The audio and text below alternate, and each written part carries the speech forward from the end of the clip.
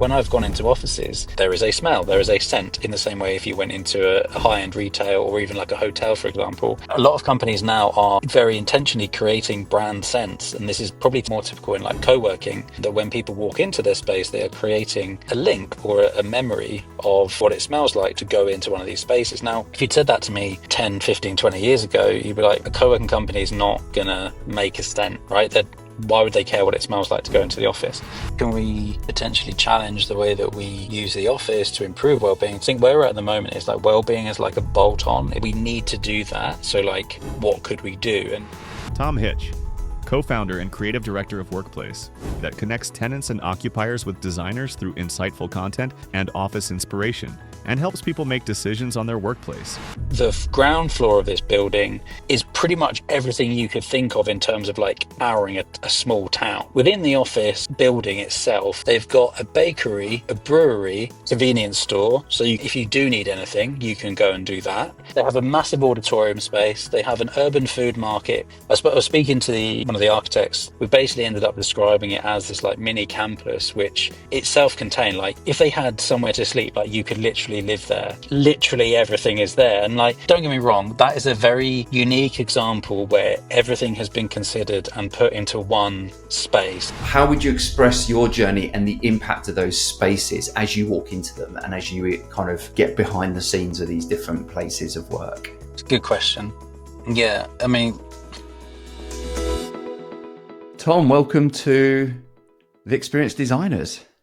Hey Steve, I always like doing these as a guest, because I already know how you're going to have to figure this whole show out. So I'm looking forward to being part of it. Thank you for thinking of me. Yeah, look, thank you so much. And I'm really, really curious to dive in on this topic today, which is very much centered on the workplace itself and the workplace experience.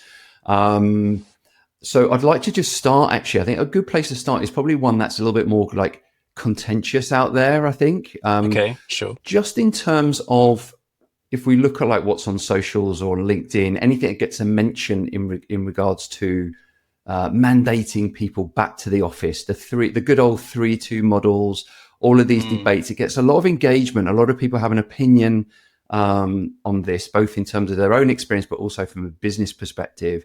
Yes.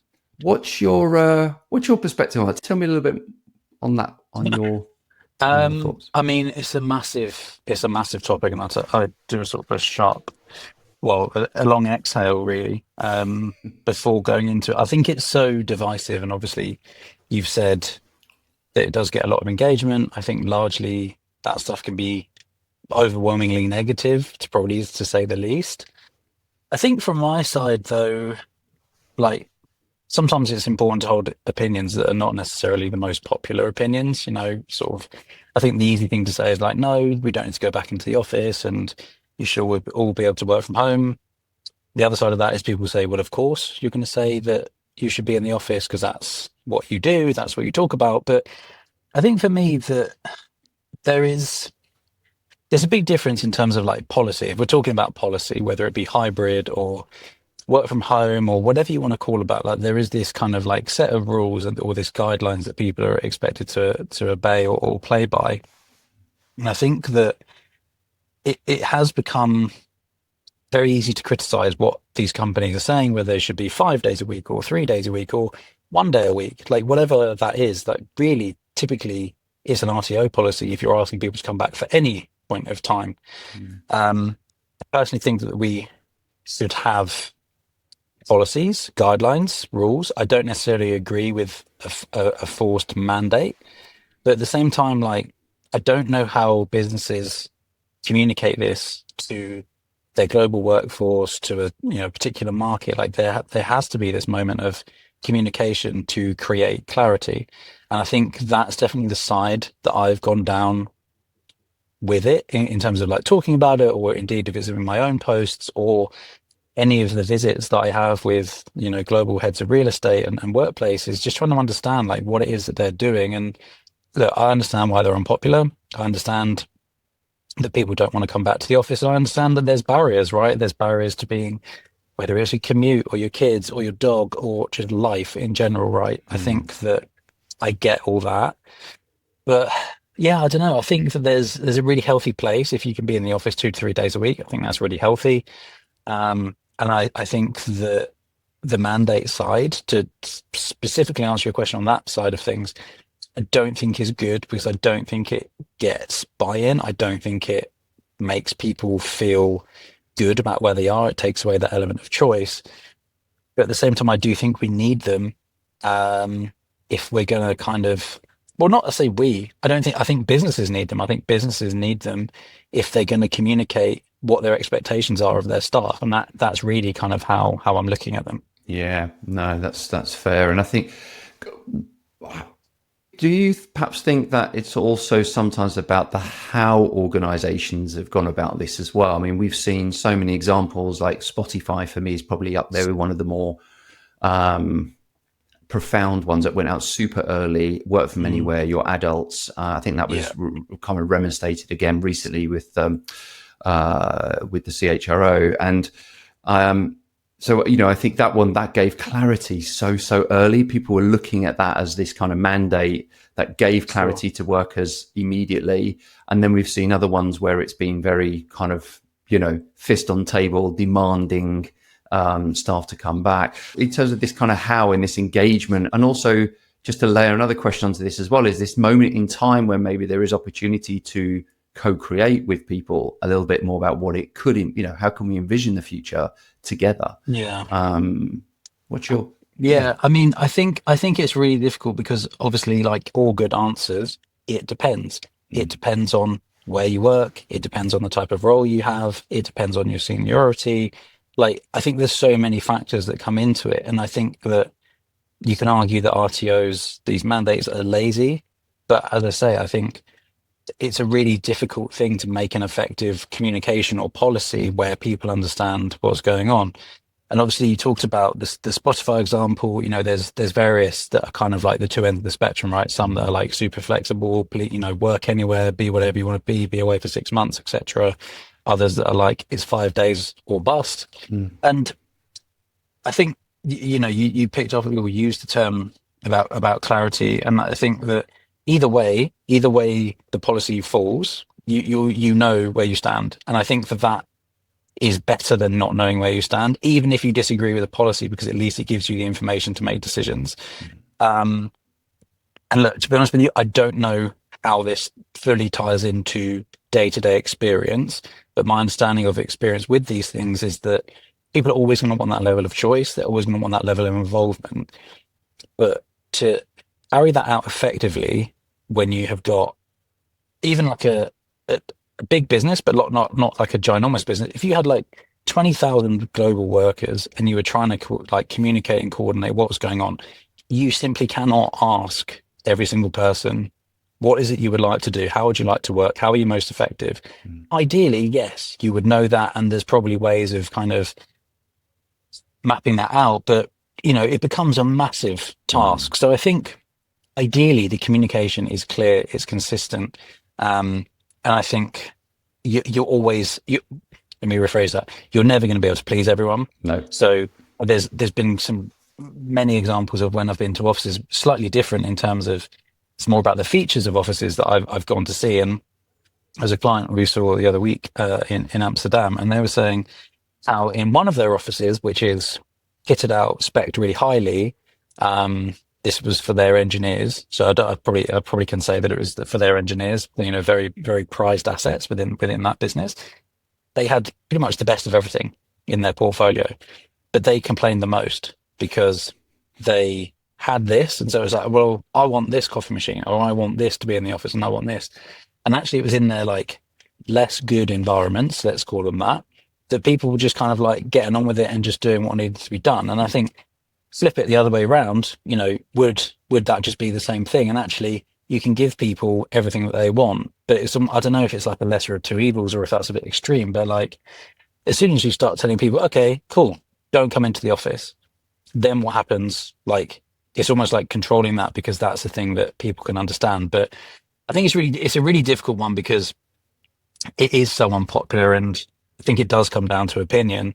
And I think people can just be entitled to their opinion. I don't want to say that one thing is right or one thing is wrong.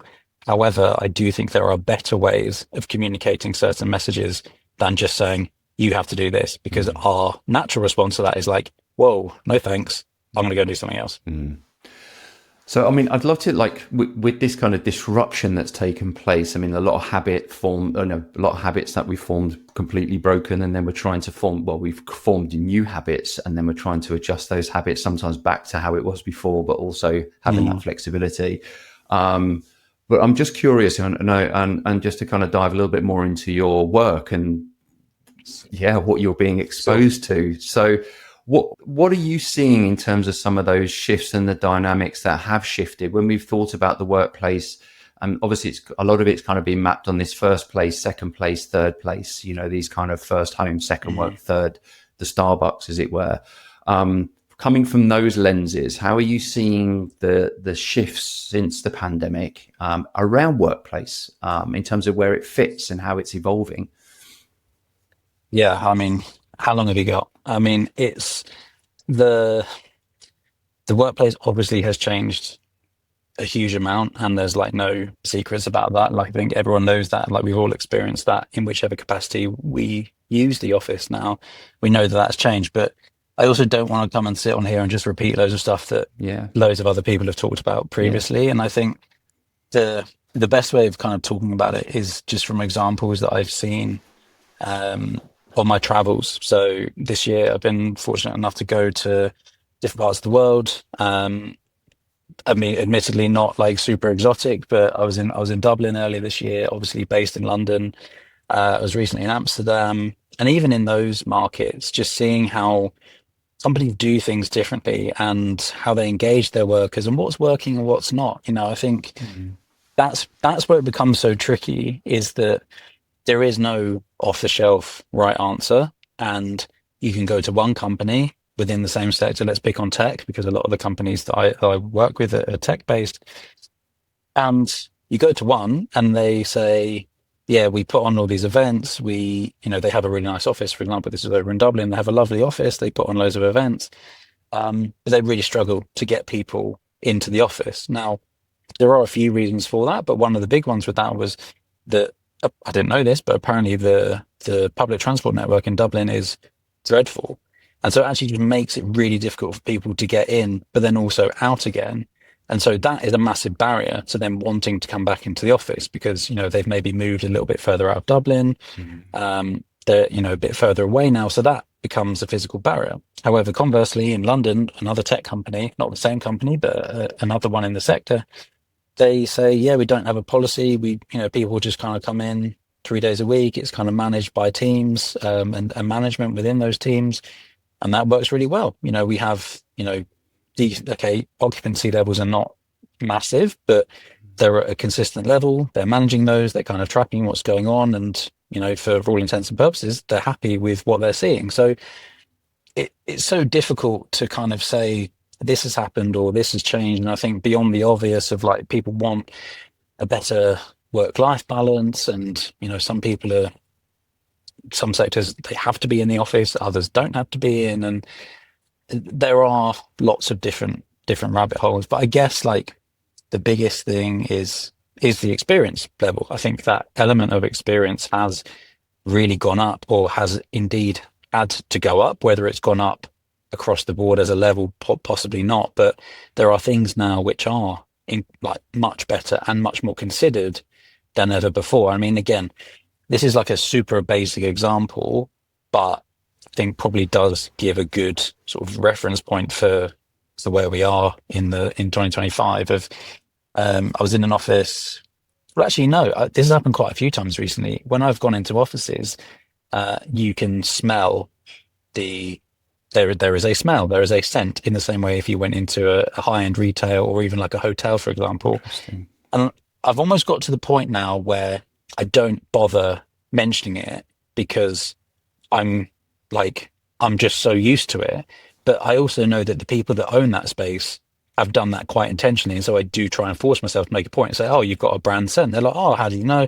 Like, yeah, we have this and we made this. And it's like, obviously they know I know because I can smell it. But a lot of companies now are very intentionally creating brand sense. And this is probably more typical in like co-working, where across their portfolio of spaces, whether it be international or, within one region, they will have a brand scent that when people walk into their space, they are creating a link or a memory of what it smells like to go into one of these spaces. Now, if you'd said that to me 10, 15, 20 years ago, you'd be like, a co-working company is not going to make a scent, right? That why would they care what it smells like to go into the office?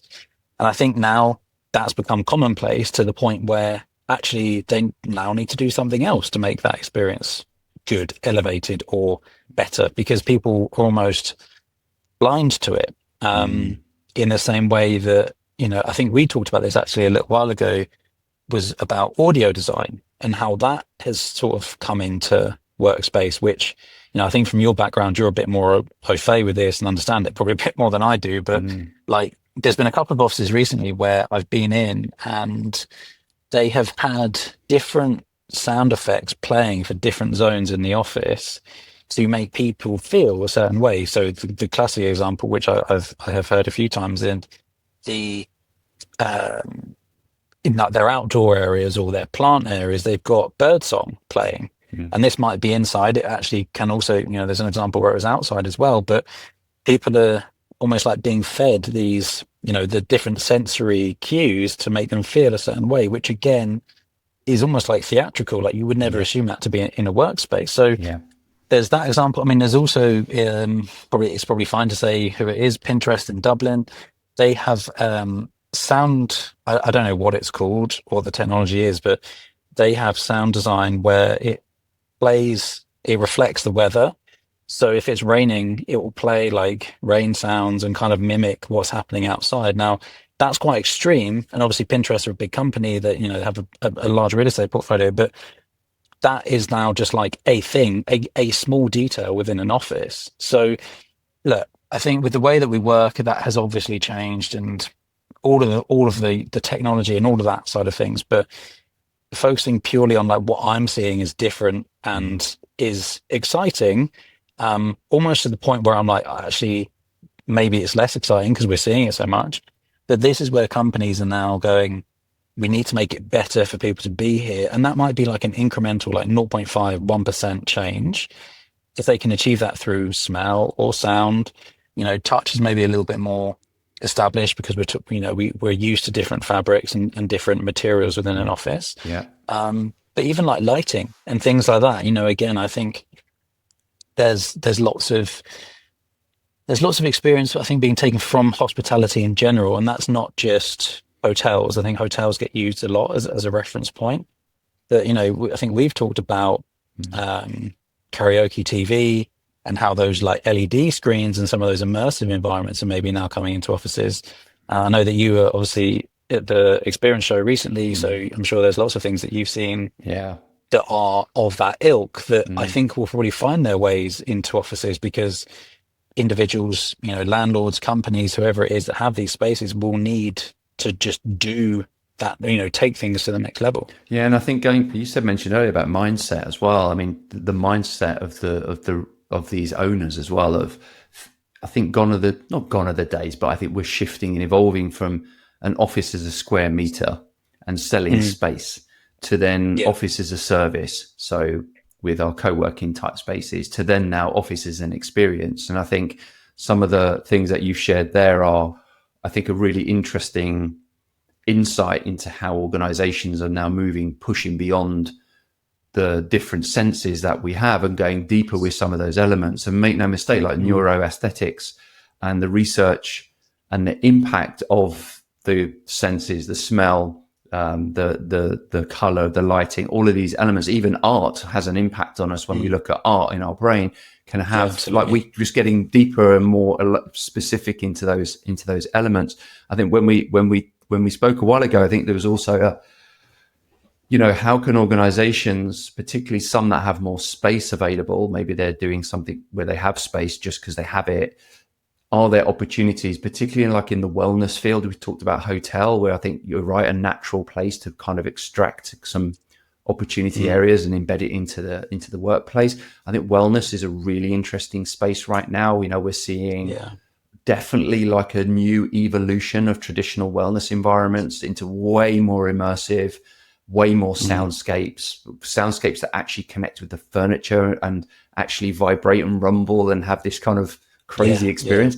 So I think, I don't know, I think it'd be really fascinating to see. I mean, maybe for me, where my mind's going now is like, okay, how can an organization create spaces for wellness in the morning where somebody just arrived before they start, say at 9 o'clock, where they're encouraged or just naturally enticed to come in at 8:30, do a little meditation, grab a coffee, but have it in a small or a space that is designed with some really interesting soundscapes and visualizations for that, and that can be used throughout the day.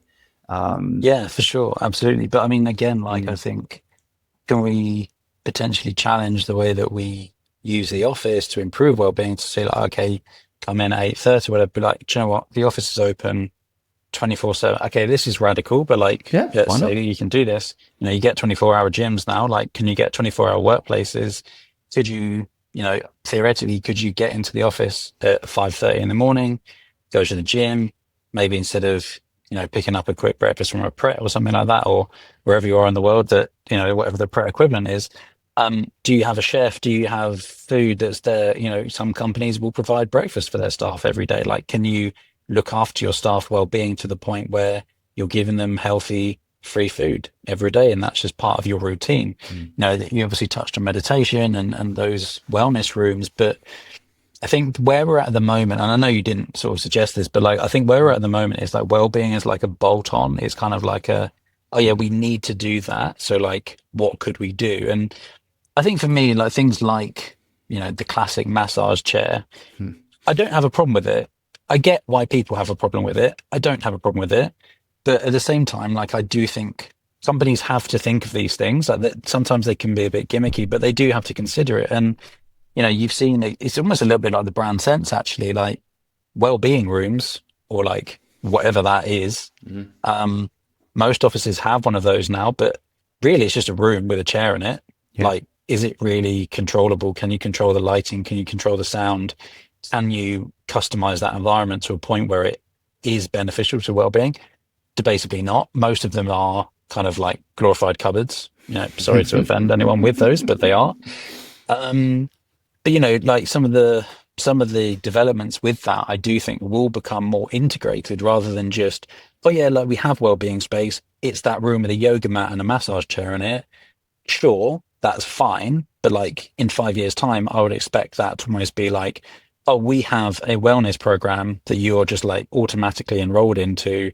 That's how this runs. I mean, some companies do it better than others, but I think that's probably always going to be the case, right? It's like, what's the minimum viable product? And some of them is going to be a glorified cupboard, and others will probably roll this out to a point where they're really genuinely enhancing, not just supporting, but enhancing well-being. Yeah.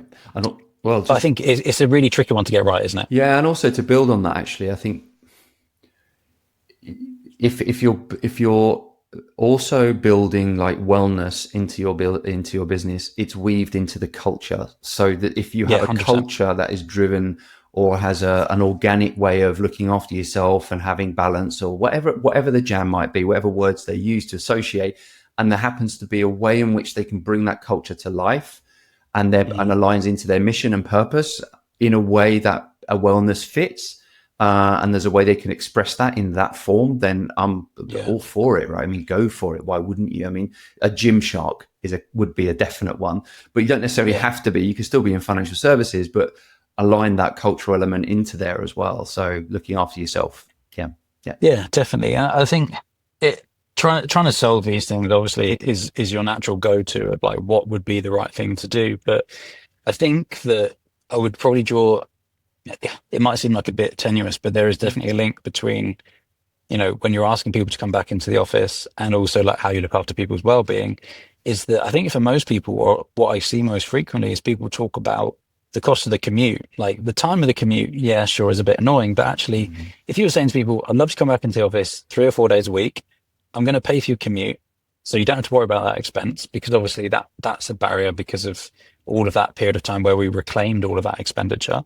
To say, we're going to cover that, that's just, it doesn't come out of your salary or anything like that. We pay that. I think you'd get a lot more people going, all right, I'll come back into the office, pay for my commute. Great. In the same way, I think with that, with well-being, like whether it be healthy food, healthy lunches, however you want to look at that. I think if you're going to look at gym memberships or like the classic, what is it, like the cycle scheme? I think what you get like 25% off a bike or something.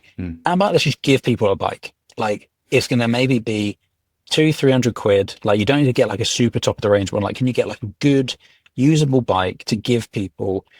And I think the solution is 100% not to just buy people stuff and give them things. Like that's definitely not what I'm saying. But if there is a scenario where you can listen to people about what would make their well-being better or what would make their reason to come to the office easier, or, remove the barriers, there are solutions in those engagements with people rather than just going, let's put a massage chair in and get people to come in 4 days a week. And then when they complain, say, well, yeah, but you can have a 15-minute massage in the Lazy Boy. And people are going, yeah, but that's not what I want. That doesn't respond to my needs. And like, it's a very reduced example, but I think there are things that we companies, leaders could be doing better to say, okay, gym membership, it's free. It's 50% off. We'll pay for that. Like you get like measly discounts and it's still a barrier for people to do that. And yeah, I think you've got to think about work now as a lifestyle choice in many ways where people probably do have the luxury to choose a little bit more than they used to. And really it's looking for those compelling reasons, say, yeah, okay, like that really fits in with my lifestyle. That really, I go to the gym. Great. That's a bit of expenditure taken off. Or as you said, actually, importantly, the culture of that is being like, yeah, I'm going to go to the gym, but I'm going to go at 4 o'clock instead of 7 o'clock because it means that it's a little bit quieter. I can do what I need to do. I might then come back to the office and do work. I also might not, but I need to be trusted to make the judgment of when I can and can't go. I think that whole, I've definitely sat in offices before thinking I've got nothing to do, but I'm going to sit here for 2 hours because that's what's expected of me. Yeah, that is starting to go. And, again, I'm conscious of trying to like wrap this all back into experience because I think it'd be very easy to just go off on one about what I think a good office is versus a bad one. But the experience is all of these touch points really. And that cultural element of like what is expected of me is a really key one to get right. And sometimes that's not a physical, design feature. It might not be a physical giving of a, food or tokens or whatever. It might just be, this is how we work in this company. This is the expectation we have of you as an employee. Please, here's the rules. Please, please use them to your advantage almost instead of being scared of, what the outside of, or what the output of that might be if you don't do the right thing. So yeah, I know that doesn't exclusively focus on well-being, but I do think there is a big behavioral thing that is happening and will continue to happen for the coming years. So I want to also, there's a number of ways we can go with this. So you're, as part of your YouTube channel, so you're on the journeys that you've been on, I'm really curious just to get underneath on your experience, because you're going into an environment as fresh pair of eyes. And that's quite a powerful situation to be in for those that are in automotive, and then you kind of just automate a lot of things when you work there every single day. Yeah, sure. But what's the experience like? How do you feel about, like, how does it impact how you feel and that experience, your experience of going into these different environments? Because there's a couple I want to raise as well in a little while that I think really were amazing examples on your channel. But I just wanted to dive into, like, how would you express your journey and the impact of those spaces as you walk into them and as you kind of get behind the scenes of these different places of work? Yeah, I mean, it's a good question. And I think there's a few different ways of looking at it. I think ultimately for me, like, I haven't designed any of these spaces that I've gone into. And so I need to learn as much as I possibly can about that space when I go in. Now, there's a couple of different ways of doing that, and I've kind of got better at it, as I've done more tours.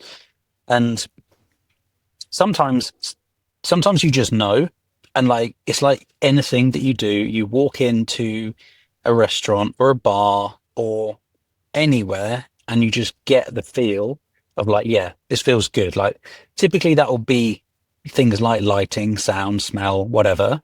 But flow is a really important part of a space. And so you can only really get that at the end. I find like you can't go into a space and be like, oh, this has great flow. Like when you go on that tour, you then start to go, okay, like this makes sense. Like this is logical to my brain that I can walk into this environment. It's almost intuitive, right? To the point where you almost know where to go without knowing where to go.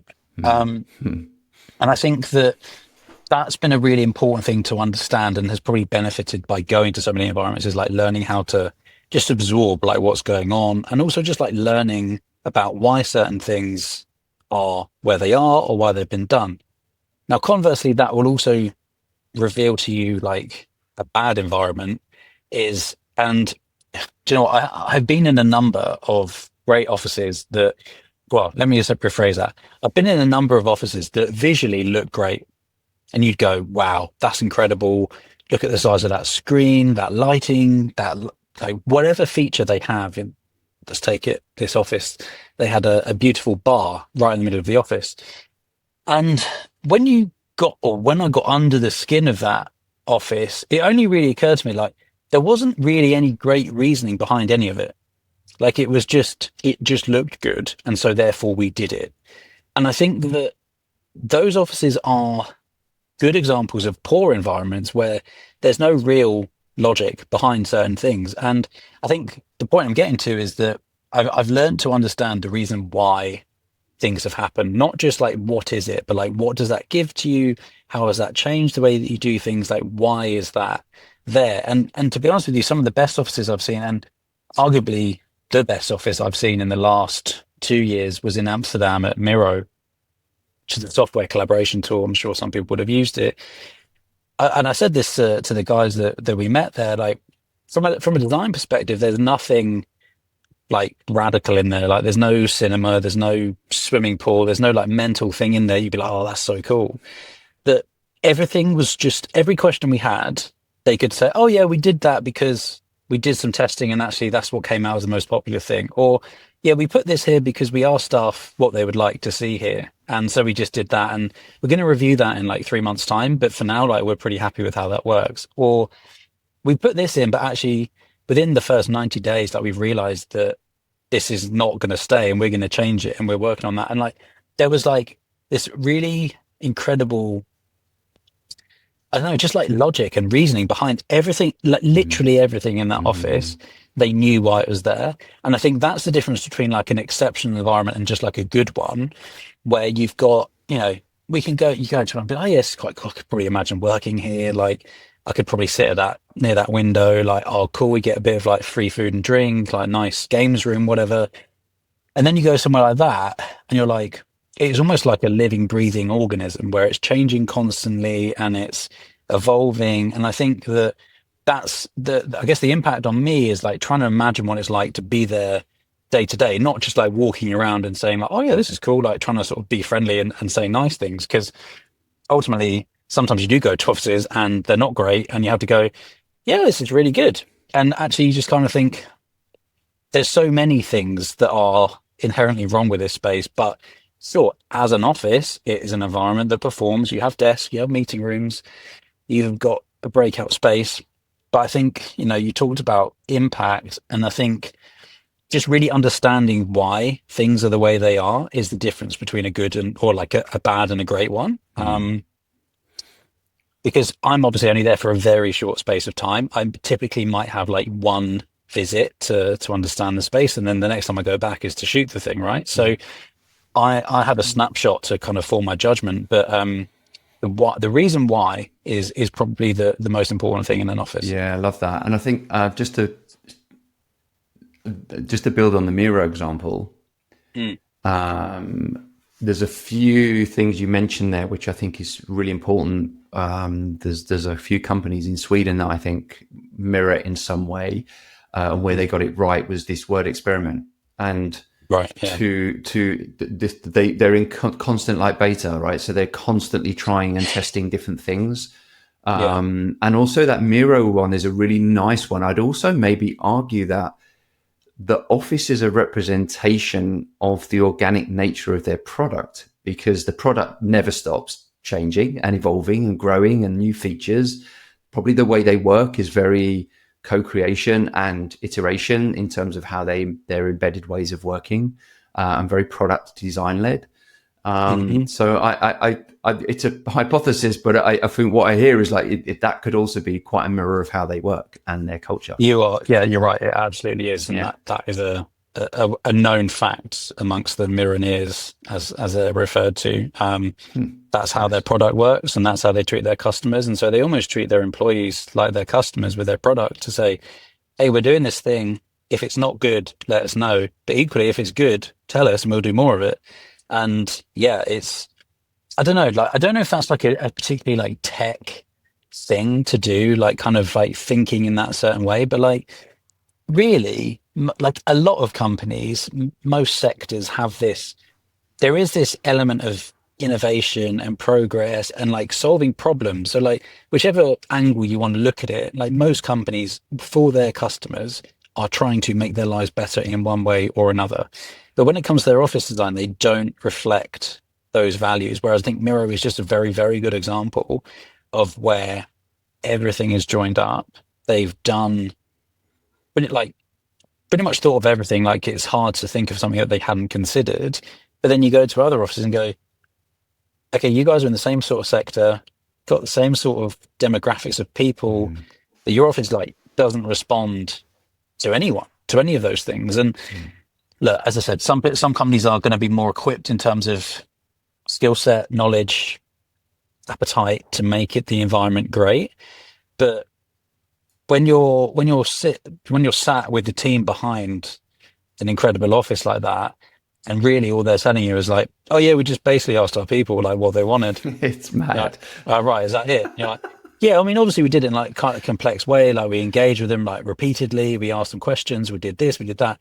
And it's not like they've got anything that anyone else hasn't got, right? But what they have done is they've gone, if we're designing it for them, then they need to be involved. We need to ask them what it is. I mean, again, like to the point where, I mean, I don't know when this episode is coming out, but it's revealed on the podcast I did with one of those guys out in Amsterdam, is that they actually got their staff to choose their contractor, the architect. They actually put that to a vote.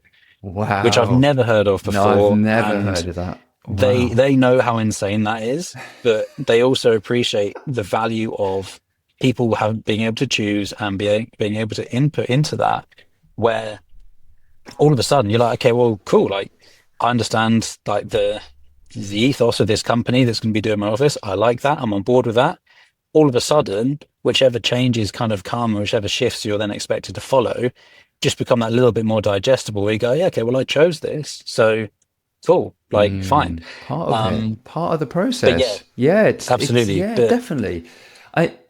Can I just ask? Well, let's dive, because you hit on something there around like form and function, and I don't know. I'm going to be very direct with this, but and this is just my lens, but you do see sometimes when organizations just put an architect to it and then they just go design a new office. And there's that end of the spectrum with some of the best furniture and the most polished but just functionally, it just doesn't work. Where's the balance in that? I know we just shared a nice example on one where it's more co-creation, but how do you see that? Just because obviously you get behind the scenes on yeah, for sure. I mean, I do feel like I don't know if this thing is extreme or not, but I feel like we're coming into this like age of functionality, where that the purpose or the usage or like being able to do certain things is gonna like almost like override everything else. Now, the important thing to say is that like functionality, I do think, is the most important thing within an office. However, design 100% matters. Like, it matters how it looks, it matters how it fits into the office.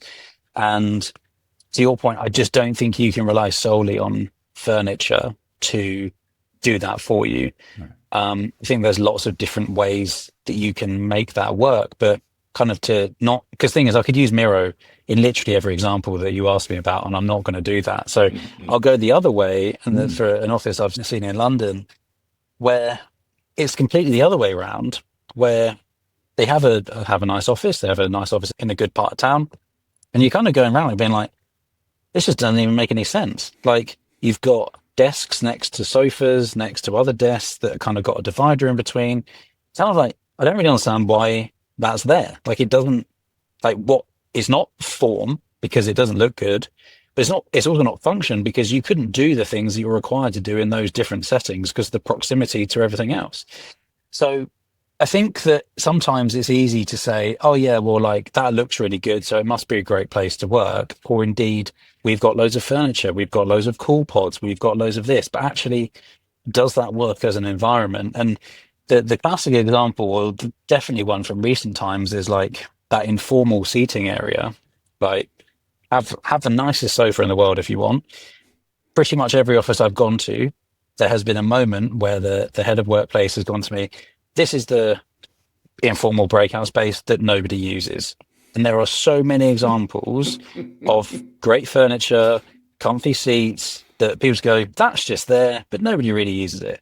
And you kind of think, why is it there then? Like, what's the point of that? And I think that, you talked about this constant state of beta, and we've talked about this like need for perpetual change. And I do think that's where offices need to kind of get to, is that, we talked about the experimentation as well. Like, I don't think it always needs to necessarily be an experiment. I think sometimes it can just be a case of like, we're seeing that this isn't really being used properly, so let's just do something else there because we know that that's not happening. So yeah, I think definitely function is really, really important.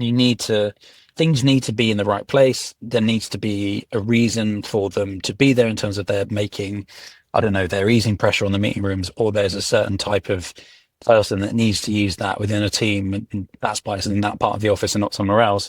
But at the same time, like, it still does need to look good, because I think that cohesion is really important to that. And like, again, I mentioned that flow, that all comes from design and consideration, because in theory, yeah, if you just create loads of these little pockets of space, they could be used. But I have seen it where that has happened, and literally it's like, yeah, none of this really works or makes sense. And some of those are like the quirkiest bits of the office, but people just kind of go, yeah, that doesn't really serve us, so I'm just not going to use it. There was an example, one of the examples from your YouTube channel, which was really good, because there was something unique about this one, which was with Santander. And are you able to share a bit on that? Are you able to just share? Because there was something that they went beyond. I thought was such a good example of a company who thinks outside just the boundaries of themselves, which I thought was really interesting.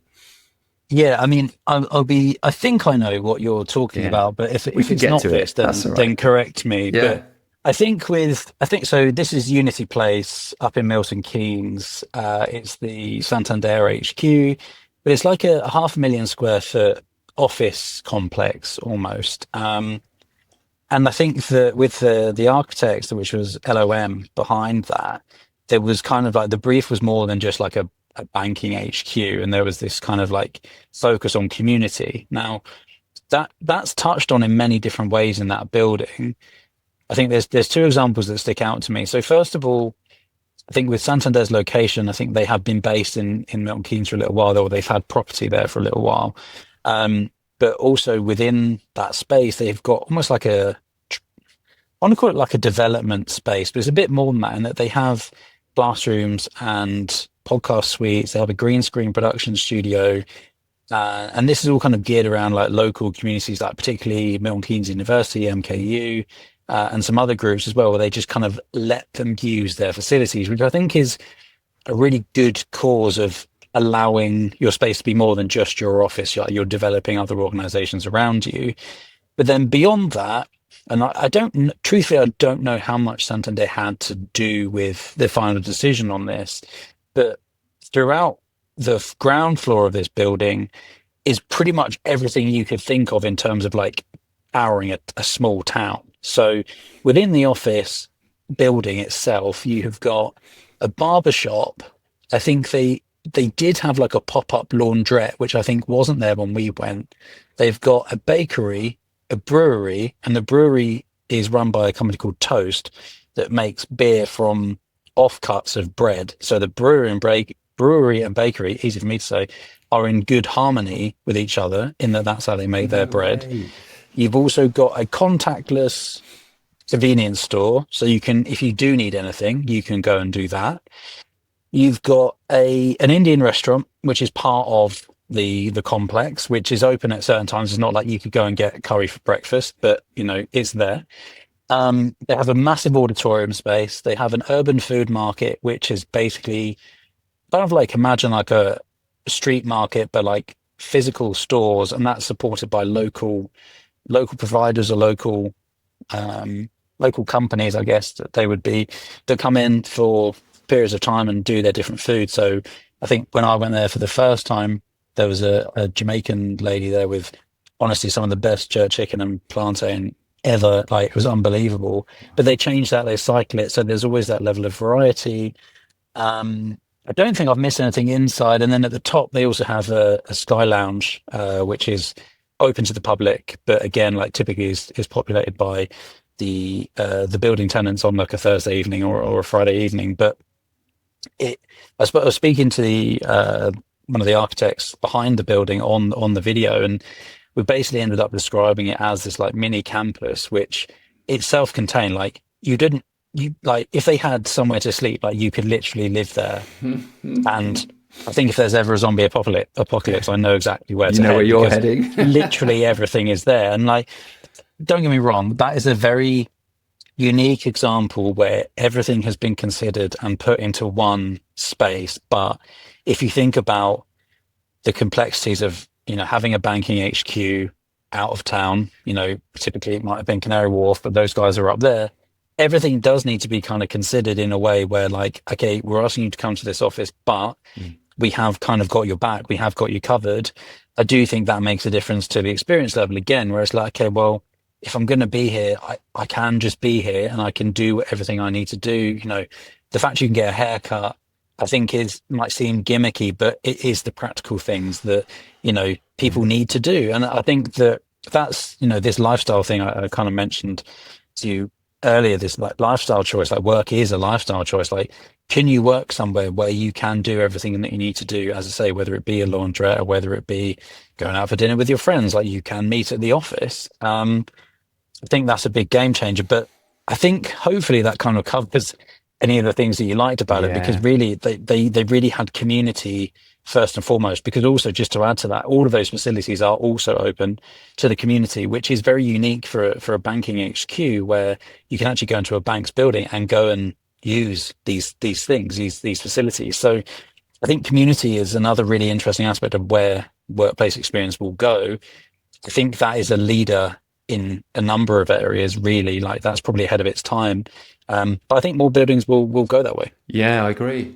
God, there's so much to unpack. I mean, I think there's Yes. some really nice. It's amazing because I think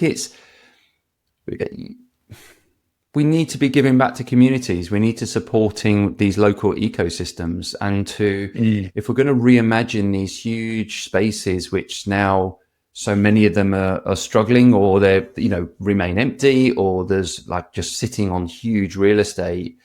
I think there's an example here in Sweden, which is like Ericsson. They have a huge, and I'm in a huge campus, which I'm aware. I think they released some of their square footage now, and it's in quite a tricky part of town. But it's like, how can we serve local businesses? How can we create an ecosystem of startups inside of a larger scale business? I think Danske Bank did this years ago. I think where they created in the ground floor, they had it open for different like startups. Okay. And then what they ended up doing was bringing the exec team down from the top floor, of course, and bringing them down to mix with this kind of more startup innovation, that kind of thing, to blend these two. Yeah, nice. Blend these two groups together. And so I think also to the point with the brewery and the bakery, like the creative element, to give local businesses the opportunity to create, to bake bread. I mean, amazing, enabling someone to do their passion. So, but with the benefit of also serving a wider community-based or ecosystem as well. So, yeah, For sure. yeah, Yeah. Well, I mean, I think it's really difficult to build a building of that scale and then just privatize it and say, yeah, sorry, you can't do anything with it, because yeah, and I think that's probably the biggest victory for that building. I think that people can be involved in it, and people can, have their kind of part to play in it, even if it's just going to the ATMs and the banks, using the Santander banking services that are on that ground floor, which is another feature I hadn't mentioned in that previous list. But all of a sudden, like, it just changes the way that you look at a building or a space. And I think that community element is a really important thing to get people behind, not even to fill it from a workplace perspective, but making it an amenity for everyone. I appreciate that again isn't going to suit everyone, but I think that is where they've done well. I think they've already won some awards, and I wouldn't be surprised if they win more of them, just because it has been very well considered. Yeah, good on them. Anything with community at the heart, it's very important. So, Yeah, and what great branding for Santander as well. I mean, it's just... Well, exactly. They benefit from all of that, for sure. So look, Tom, just to kind of give a sense of the future, where do you see the evolution of office workplace experience? Is there kind of any directions that you see either emerging or doubling down on and deepening as we continue on this debate on how future workplaces and experiences? Yeah, I mean, I don't necessarily think this is something new, but it's maybe something I'm surprised that hasn't caught on more. Is if you remember back to, I think it might have even been pre-COVID, but particularly early days of COVID, talking about this like hub and spoke method of having, it's almost like satellite offices and then like one big hub in the center of town. I do think that will be something that maybe happens more, because I'm only just kind of like racking my brains of examples of where companies have maybe taken space further away from town, because there's actually a number of co-working companies I can think of that have got their bases in like commuter towns. Really, they're not in the center of London, but they're like in commuter spaces, and actually that's maybe proving successful for them because that's where the people are and they don't have to commute to get there. So I don't necessarily think that's like a huge revelation, but I definitely think that will, or could happen more, should we say, that could happen more for companies to say, well, look, do you know what, actually you guys are kind of, I think again, I'm basing this on tech in that obviously you don't need to be in the office to do that. And there's a number of companies that will have engineer centers or data centers out in like Lithuania or Warsaw or, Poland, but countries like that actually people are kind of happy to work over there, but do they get that experience? I don't know if that matters. So I think there's like a bit of a thing going on with that, but I think like generally there is this like obsession, and again, this is not necessarily as a plug, but with my workplace podcast, that concept is talking about future workplace, and that comes from a point where I feel like we're just obsessed with knowing the answer of like what's next, like what's going to be the thing that solves all our problems. Yeah. Exactly. And like trends come and go, but like you see this new thing of, oh yeah, this is really important, but like they just sort of become part of the picture over time, right? That what I tried to do with that podcast was open it to a point where it's called Workplace 3000. The concept is that it's set in the year 3000. So if you could take anything to that time, what would it be? And ultimately that just removes a lot of like realism, and it kind of gets to the concepts and the points that people actually want to make. Nice. So like, I think that what I've learned from that is if I really analyzed it, I'd probably find a lot of very similar themes within what people are talking about. But I think you do kind of get to the point where actually one of the things I've definitely noticed without doing the analysis is people are talking about like not getting so overwhelmed with technology and AI that you lose the human element. So whether it be the creativity, whether it be the decision making, the emotional parts of it, like basically not replacing ourselves with technology, and that there is still a place for human nature, let's call it, right?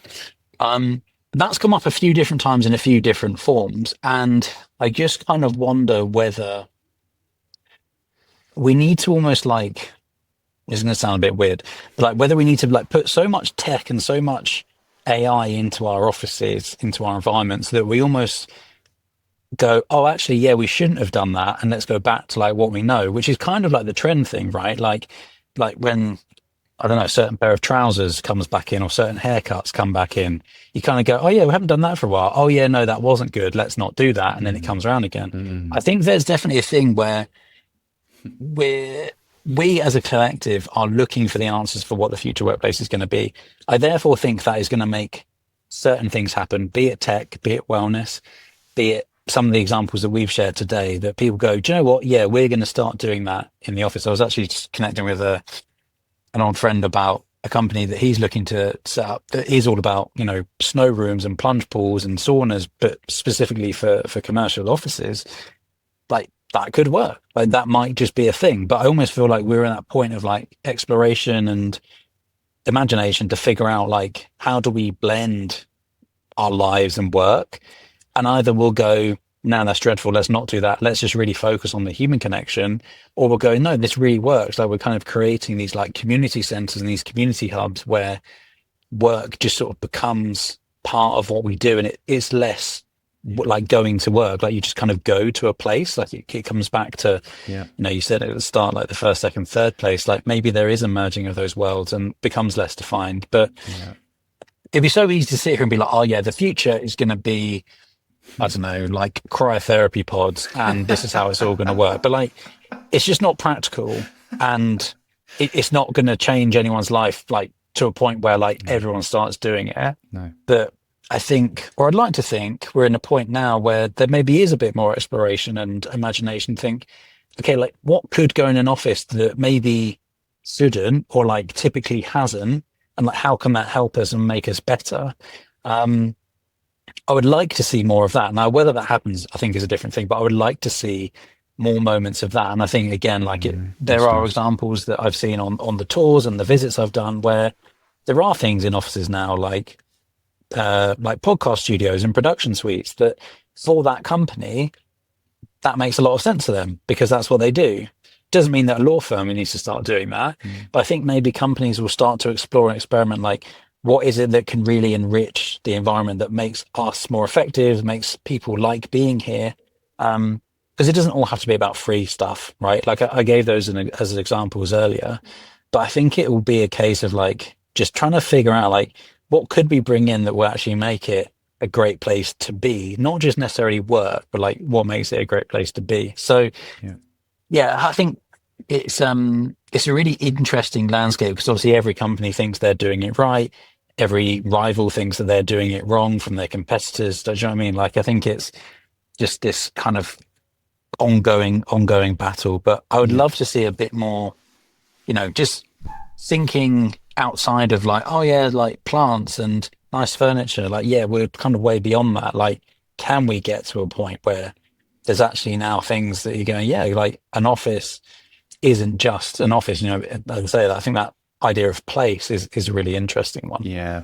And I think also as well, like, I think it's well shared. And I think just shining the light on that, to invest in a space, your office space, beyond just like I think if we ask most people, imagine an office, most people would just be quite boring in how they think about an office. It would be. A lot of, there's desks, rows of desks, there's chairs, blah, blah.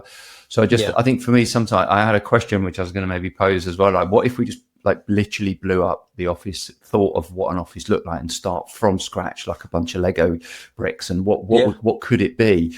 And re-envision that. And also just to share as well, there's something that randomly came to mind as you were sharing there, specifically in the community, is also looking like what other industries that could be unearthed some really interesting things. Like, for an example, and this might be nothing or something, but in the local community, gardening as an example, where we have like regenerative farming, and all around London, there are so many community-based gardens where they grow things, they share best practice on how they do stuff, they collaborate on clearing an area, they'll help each other. It's fun, it's social.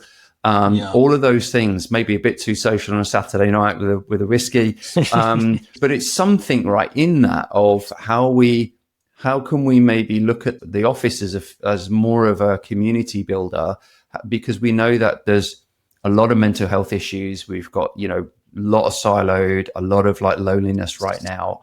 What if it was an enabler for that kind of conversation, and built for that?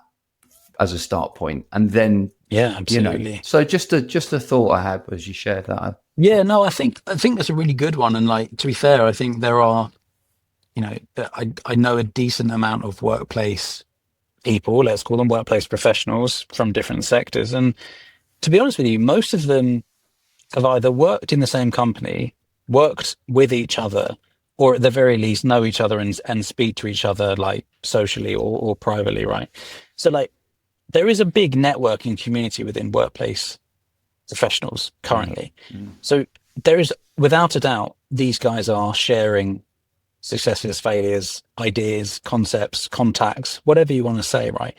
But it's not been formalized. And to be honest, I would say the same for the architects of the world. They probably get together, talk about things, whether it be one on one, be it as a group. I know that there are certain groups in London that do this, but I think you're right. Like, I think what would be really cool, whether we can ever get there, is whether we can remove that, like, the competitiveness between, like, oh, these companies are like number one competitors, so we could never talk to them. They steal our talent, we steal theirs, etc., etc. Like, how can you make those, like, how can you learn from one another to kind of make that better? I don't see what's wrong with that. Now, admittedly, I don't have one of those companies, so I'm sure there are things wrong with it. But I think, to your point, like, maybe there just needs to be more of like a knowledge sharing piece and a community piece. And to your point, it doesn't all need to be specifically related to the design of an environment. It might be, loneliness, well-being. Is there other things that we can maybe do together that, remove some barriers, that kind of bridges some gaps? And, I think there are probably groups that do this on a micro scale, but it would be cool if an office was kind of more linked up with the rest of the world. And I also want to, just what I'm thinking of that is like your point about blowing up the office. Like, we still sort of talk about the 9 to 5, which I honestly just don't think it exists anymore. And I think it's naive to think that. Do people work in very different patterns and ways? Yeah, absolutely. So like, do we need to think about the physical environment and how that supports, for example, I said, should the office just be open all the time and you just kind of come and go when you need to do that? And, the hours are more flexible, whatever. But I think, with the construct of the working day being so different, I think our environments probably do need to follow suit. And that, I go back to that example of the hub and spoke, and we probably do need a better term than that. Is like, can you just go and work somewhere that's more local to you, but it's equipped with everything that you need from an office, but you can kind of jump in and jump out rather than having to make the big slog there, the big slog back, and actually probably only doing the same amount of work when you're in this environment. But I think it's unfortunately, I feel like there is a lot of conceptual ideas. I don't know how we make some of these changes, but I think that's where we got to kind of look to some of the bigger organizations and maybe indeed some of the smaller ones to see what they're doing. And, again, listening, learning, and seeing if other companies can implement those changes as well. Yeah. I mean, I think it's super interesting because it's also breaking very old paradigms and organizations, from architecture to how we think about real estate, to shareholders, to pensions that might own the real estate, to all of these things. It's like, it's a huge ecosystem in itself. But I think an interesting one, and I think you've chosen a very interesting area to focus in as part of your work, Tom. So thank you. So look, Tom, how can people find you? Where's the best place to consume your content? Yeah, perfect. So I guess the best place to find me is on LinkedIn. My personal LinkedIn is very active. That's where I kind of almost use it like a bit of a blogging site, things I've seen, what's going on in the world. YouTube, if you want the more polished full-length office tours that are kind of like MTV Cribs and a little bit of Channel 4 style office space videos. And then also Spotify for Workplace 3000, where you can listen to other professionals from the workplace environment talking about what they see the future workplace being. So any one of those three, or a mixture of them will kind of give you the latest insights from what I am up to, and indeed what Workplace are up to as well. Fantastic. I would definitely urge the audience to check out, just from my perspective, because I'm a bit of a YouTube, but I don't really watch TV these days, but YouTube is the one. So I've enjoyed some of your content, Tom. So keep going, mate. I know it's been a project in its own to get it up and running. So, but keep absolutely going. It's really good. But thank you very much. Well, thank you for joining, and I'm glad we got this hooked up and together. And thanks again for contribution to the Experienced Designers podcast. Yeah, thank you for having me on, and great pleasure to meet you, Steve. Cheers. Thanks, Tom.